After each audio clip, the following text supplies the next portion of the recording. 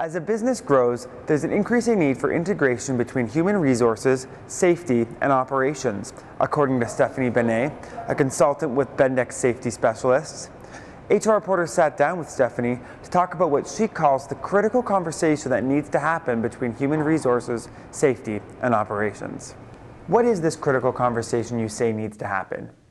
Well, I think in my experience as a consultant, what I've seen over the years working with many international companies, I would go into these organizations and I would realize that safety, we've done ourselves a bit of a disservice. And what we did as a relatively young industry, in our desire to be heard, we created almost a silo effect. We wanted to be a direct report to the CEO, we wanted to be heard, we wanted people to pay attention. I mean, we're legislatively supported, we're needed, we save lives, we keep people healthy and fit and strong in the workplace. But we did ourselves as an industry a bit of a disservice. And so what I saw was we talk about creating these integrated management systems, but in fact, by being over here, we're just a bolt-on. And so recognizing that the human factors aspect of health and safety, and recognizing that we have some leaders in our industry, and aviation was one of them, and knowing that that's where I started my health and safety career, I built company resource management upon a program that NASA brought in 1979 called Cockpit Resource Management. And it recognized that there were a series of skills that could be taught to different crews to create success and avoid, in those particular cases, major disaster. What is company resource management?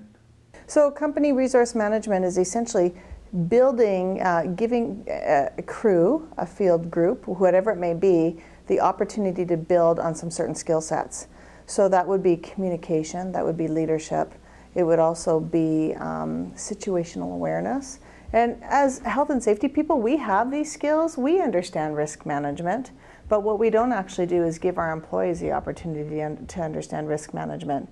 And so it's creating the baseline and recognizing that competency. We have a competent employee group. Well, let's give these additional skills to create company resource management. But our first stakeholders are HR, operations, and safety. So we've got to get these people all to the table. Because HR is also a silo. They're a cost center in an organization. Safety is a silo, cost center. And operations, at the end of the day, sometimes I think they can do everything they want. Because they make money. They're the guys that make things happen. So to get us to have this integrated health and safety system, we thought company resource management, that's something to look at. How difficult is it to achieve this integration you're talking about? It's not an overnight fix. It's not something that you push down onto the front end employee. It actually is something that requires those senior level stakeholders, and it takes time. And it takes recognition that on top of the regular things that we train our employee groups, whether it be in oil and gas, your H2S, your first aid, whatever it may be, but to actually create this customized, specific to your own organization training system and program that supports. So company resource management supports your safety management system. It supports any BBS, your behavior-based systems that you have in place. And it kind of pulls them all together into one training activity. And it's not difficult, but it requires commitment, it requires time, and it requires a real understanding that this is not proprietary just to the safety group. You have to share this information.